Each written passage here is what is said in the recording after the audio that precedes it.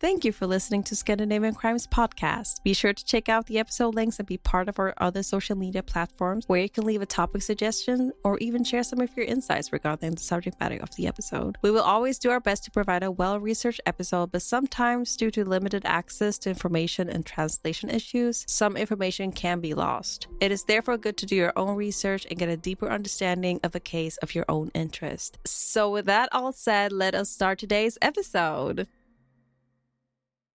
Welcome to Scandinavian Crimes. My name is Devante, and say hello to my lovely co-host Delila. Hi everyone. That was so abrupt and quick. And on this podcast, we will cover famous Scandinavian criminals who made their mark throughout Scandinavian history. So this is a very all over the place kind of story. This is going to be the story of Bo Stefan Eriksson. Now, he was a Swedish video game developer and also happened to be a criminal from the Uppsala, involved in a UK gaming company called Gizmondo. So it's a little wild. So try your best to keep up, because even though we try to arrange the events in the order that they're kind of told and how the events have happened, and for the most part, it's still kind of a trippy back and forth, and it seems a little all over the place, mostly because it's just all over the place for the sake of it. But well, nonetheless, we all like chaotic stories, so it's gonna be good. I hope so. I mean, I hope so. Well, I can't say I hope so too, because obviously I've read it already. But but you know, it's gonna be a crazy ride. So this is a story of Stephen. So I'm gonna correct myself because I think it's Stefan, but this is a story of Bo Stefan M Eriksson, aka the banker.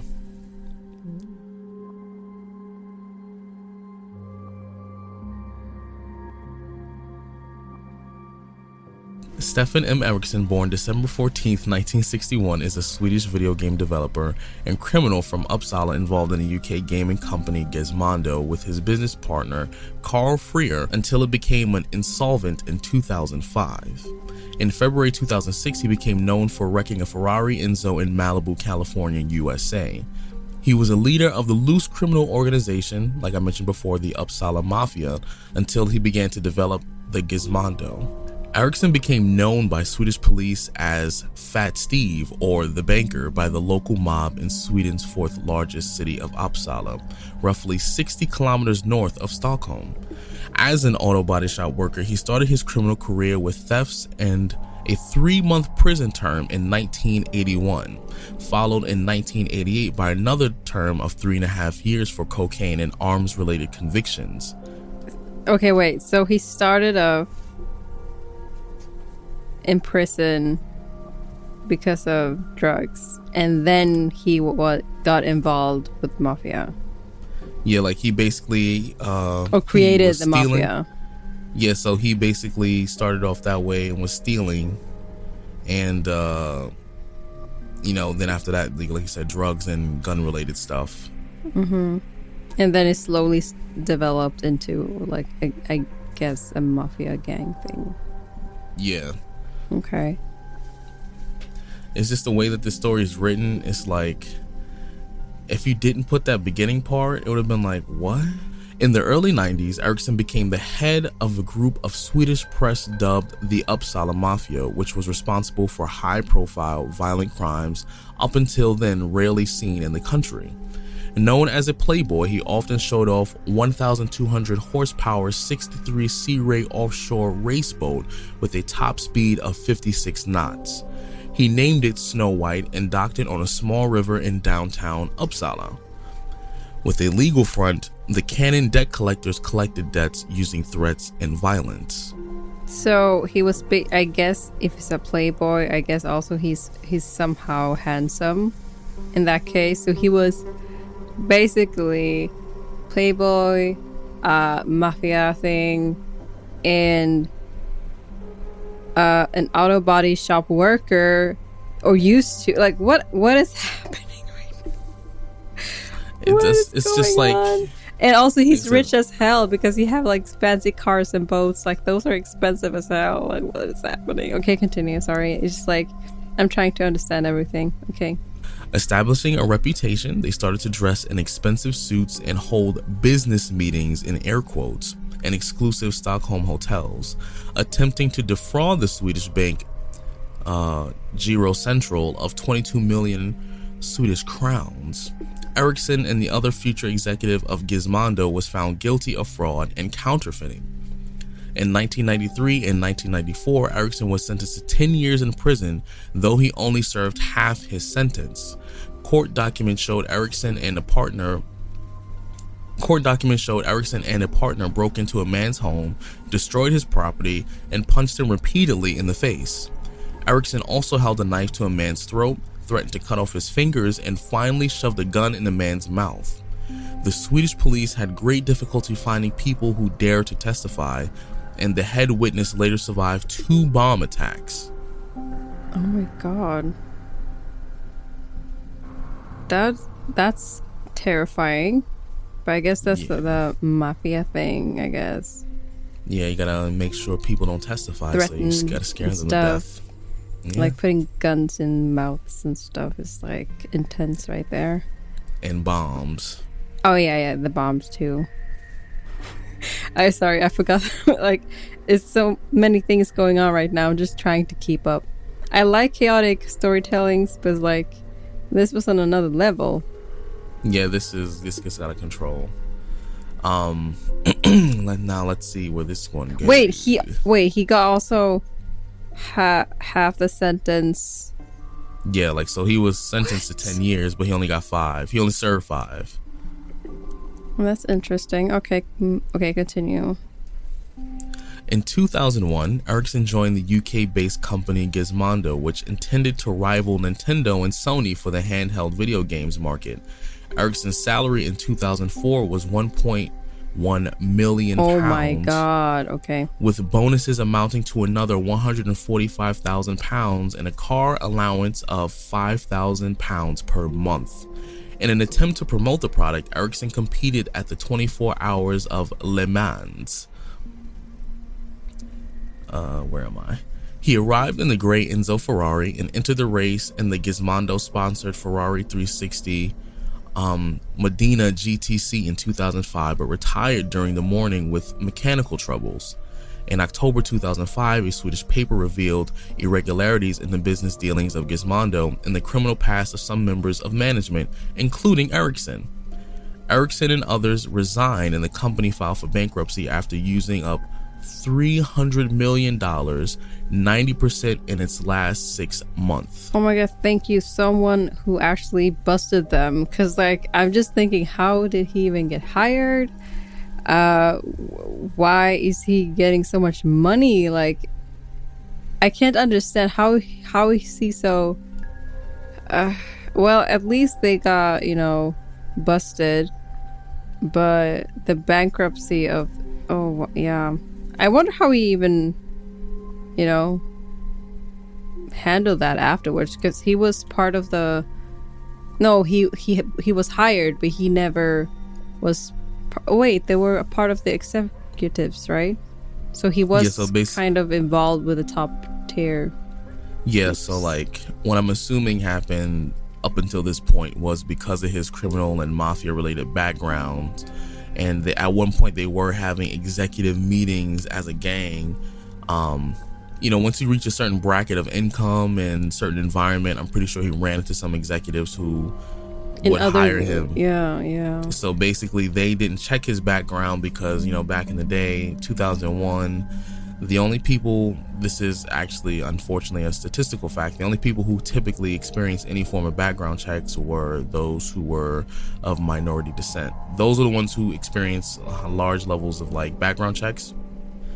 Mostly because, it wasn't really standard yet. It was kind of like a prejudice thing that was going on because, early 90s, that wasn't really a thing anymore. It was mostly a word of mouth thing. So what? I think that's interesting because, like, I don't trust the rich people at all. Like, I don't trust where their money comes from. I don't trust, like, I know there are rich people who honestly, got their money through hard efforts and everything, but like, some rich people, I'd be like, where do you get the money from, really? Like, well, a good chunk of a large chunk of the world's money comes from very dirty activities. Yup.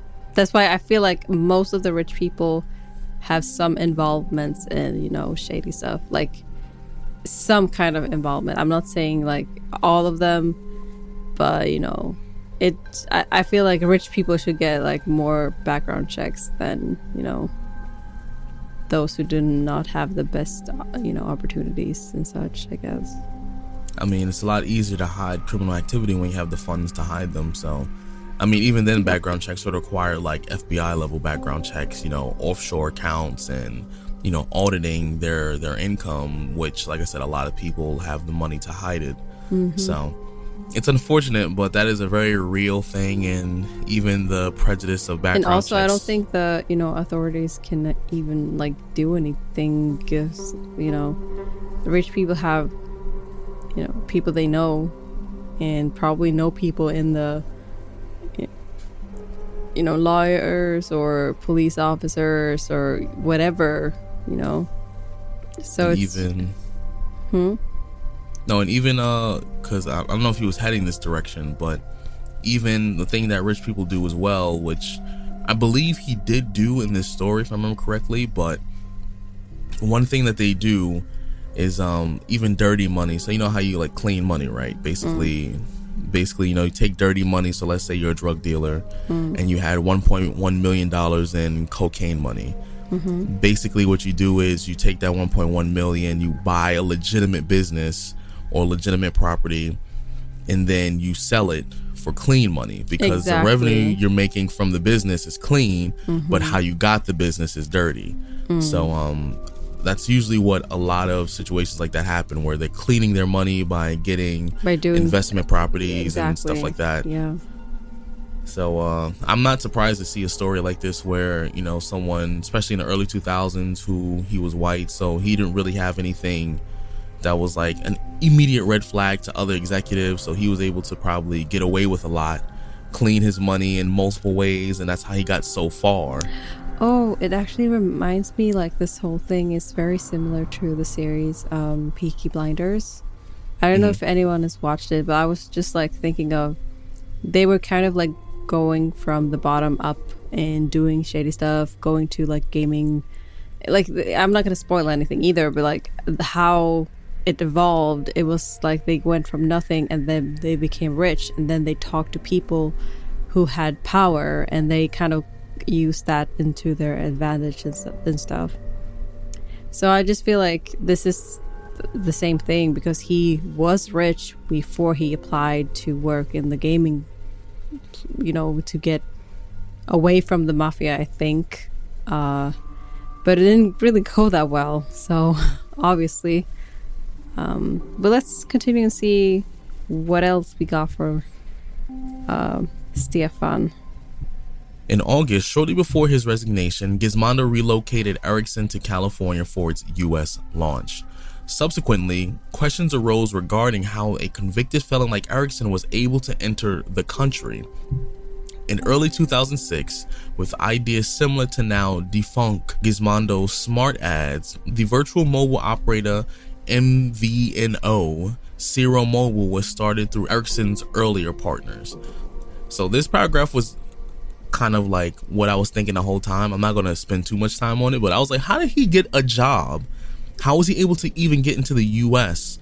Because even as a US citizen, like myself, obviously, you can't even leave the country with a criminal record, let alone enter the country with a criminal record. That's exactly what I was thinking. I was like, how is, I don't know how this is possible. How, I guess rich people just get like a free pass to do whatever they can and whatever they want to, honestly, because, you know, even though it's in the, you know, late or early 90s, it's still very, you know, recent. So I think America was still very careful, you know, with criminal acts, and, you know, people who have any kind of criminal history should just go around roaming in one's country, I guess. I don't know. I just feel like that's rich people get free passes, I guess. I don't know. This is so interesting, but very scary at the same time. I hope they, you know, are better with how they do things now. Just gonna. Well, at least in this part, this is like 2005, 2006, which is crazy because this is post 9/11, which means I'm like, he still got in the country so easily. But like you said, who knows? But let's see where this goes, because I'm assuming, well, this is going to only get worse because, you know, after the whole bankruptcy, it's going to kind of just go downhill.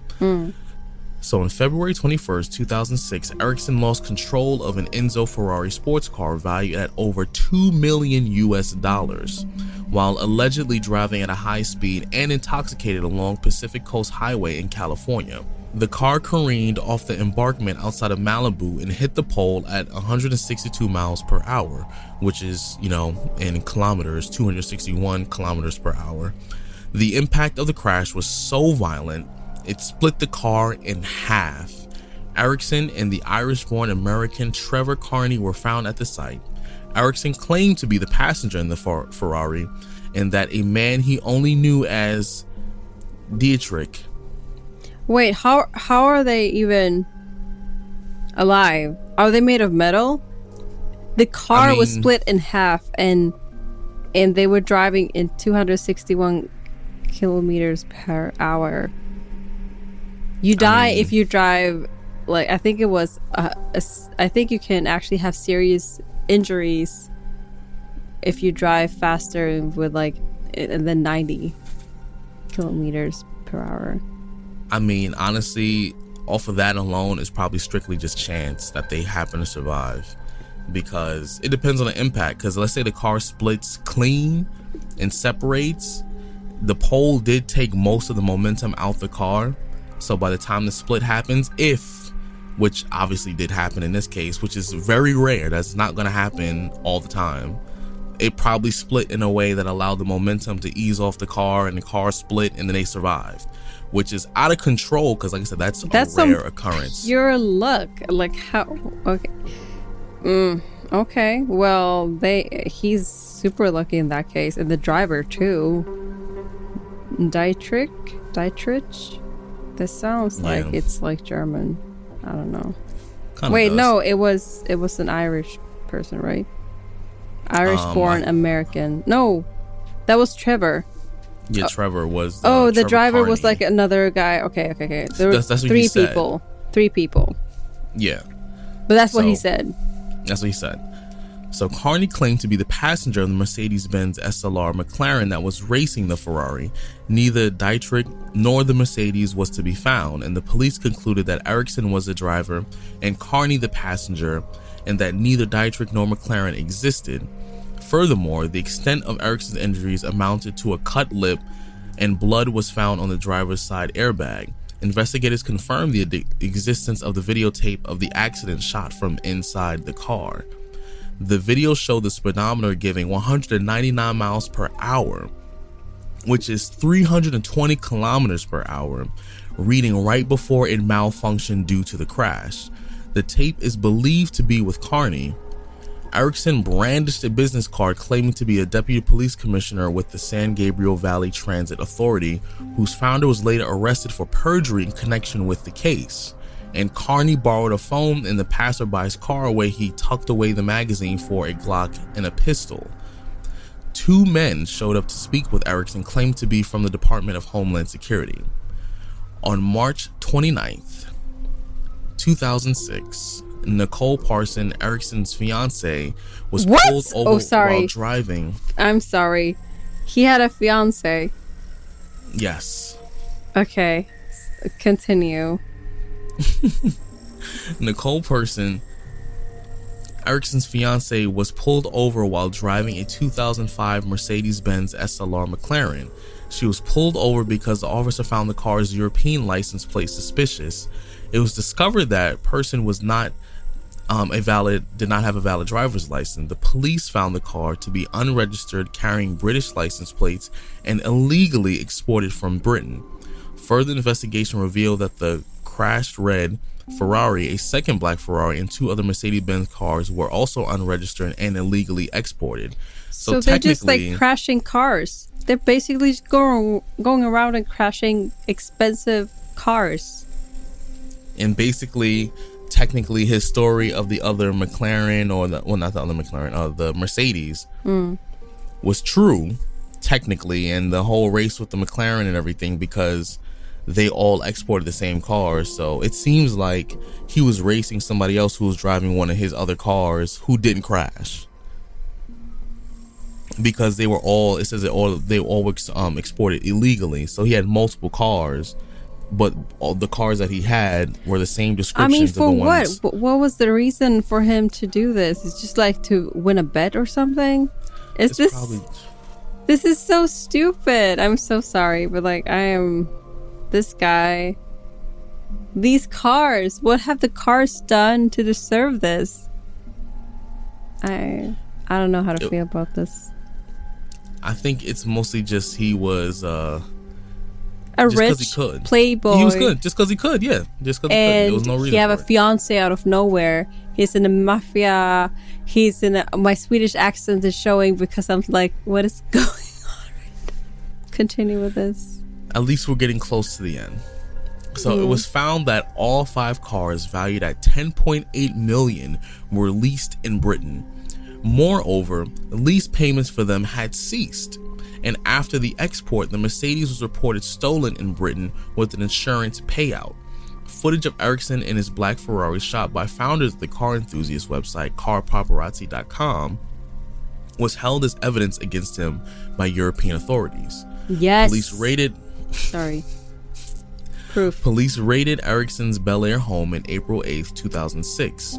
Eriksson prepared to leave the U.S. and was arrested on suspicion of embezzlement, grand theft auto, drunken driving, cocaine possession, and a weapons charge stemming from the Magnum handgun encountered during the search. He initially faced up to... Grand theft auto? That means he stole the car. I thought that was a game. I didn't think it was like a way of being a suspicion of something, or like, oh wow, I didn't know that. Okay, continue. Yeah, the game, Grand Theft Auto is, that's what they call it, because in the game you get to steal cars. Wow, I did not know that. Okay, continue. I'm so dead. He initially faced up to 14 years in prison, which was later reduced in a plea bargain. A little while later in the case, a misdemeanor hit and run and driving without a California license and insurance were also added in relation to a Porsche Cayenne allegedly driven by Eriksson rear-ending an SUV near his Bel Air home in January 4th. On May 9, 2006, police raided the San Gabriel Valley Transit Authority, arresting its owner and confiscating guns, badges, and a vehicle equipped to be an unmarked police car. On November 3rd, 2006, a mistrial was declared after a 2-week trial when the jury was deadlocked 10-2 toward convicting Eriksson. Eriksson was represented by a trial by Jim Parkman, who successfully represented former Health South CEO Richard Scrushy. Eriksson was also represented by Parkman's partner, William White, as well as Los Angeles criminal attorney Alec Rose. The prosecution has indicated their intent to retry the case. So at this point, after everything they got him on, they were able to get a deadlock on the jury, which caused a mistrial. It basically means there was not sufficient enough evidence, and essentially they had to retry the case again, which means once again his luck kicked in. Yeah, he had so much luck. He was he was faced up to 14 years in prison, and then he got this luck again, and I guess his rich money to pay for good lawyers who could, do their job, and I don't know. I don't like this. I don't like this at all. He's just getting what he wants, basically, and he has so much luck. He's cheating the system, basically, right? He's basically cheating this, like, the whole system. That's crazy. I guess I just have to be rich and I can do whatever I want to do, and then I can have luck and just, like, do whatever. I guess the moral of the story is, like, be rich and be free to do whatever you feel like. Eriksson accepted the plea bargain for 3 years in jail and deportation. He pleaded guilty to 2 counts of embezzlement and 1 count of illegal gun possession. He avoided an auto theft charge. Eriksson was released from prison on January 21st, 2008. He was deported back to Sweden, where he soon received an 18-month prison sentence for extortion and aggravated assault after pouring petrol on a target of his debt collection services. Oh my. That's out of control. That is super out of control. In October 2014, what the fuck is going on with me today? In October 2014, he was facing further charges of possession of cocaine and other drugs and driving under the influence of drugs. In March 2015, the stage play, you're gonna have to say that one, Tjock Steffe, premiered in his hometown of Uppsala, based on his life in the Uppsala Mafia, Gizmondo, and the subsequent car crash that propelled him into global notoriety. And even though that's the end of all the sequence of this crazy event, the out of control part is he's free. Yeah. This man is, he's free. This is 2014, even though he didn't 2015. Really, like, murder anyone, he was spreading chaos, and people were afraid of him because he went around threatening people. He almost killed people with the bomb thing and stuff, and the gun in your mouth. Even though he might have not pulled the trigger, he still put fear in people, and he was doing whatever he felt like, and that's because he had money. And I guess he's also probably charming because he had a fiance, and also he was like a playboy. So I feel like he had a good skill in communication, I guess, which probably helped him in a lot of ways, and getting, knowing people and the right people. And I guess the moral of the story is basically be rich, have good communication skills, and you can do whatever you want to. That's essentially what it's like to be a rich executive, knowing the right people, communicating to the right people, and having the funds to back up your ideas. And that, my friend, on this planet Earth is how you get far. And being able to serve the minimal amount of prison time for some of the most extreme crimes you can commit, and several at that, and still have a life. There are people who want to, and he in 2014, you said he committed more stuff, and like driving under the influence, having drugs, and like I feel like he tried to change by being hired in the game company thing, but then he just went back to his bad behavior. So like, I guess he tried, but it just didn't go that well, and he just kept going downhill ever since he was little. And I think that even though you have money, I don't think he was quite happy. Or maybe he was. It's hard to tell.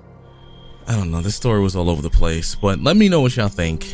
On Facebook, Instagram, all the social medias. Let me know what y'all feel about this one. I know it's kind of chaotic, and trust me, it was a headache just even reading and trying to deal with this. But let me know what you think about situations like this, as well as recommendations for other cases and stuff like that as well. And we will catch you in the next one.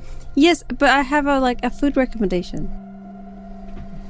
I want to say that this one thing, which is like, I think we should eat noodle soup, like ramen, spicy ramen.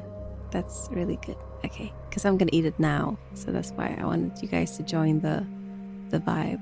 Okay, that's all. I'm so dead. So peace out, everybody. Bye.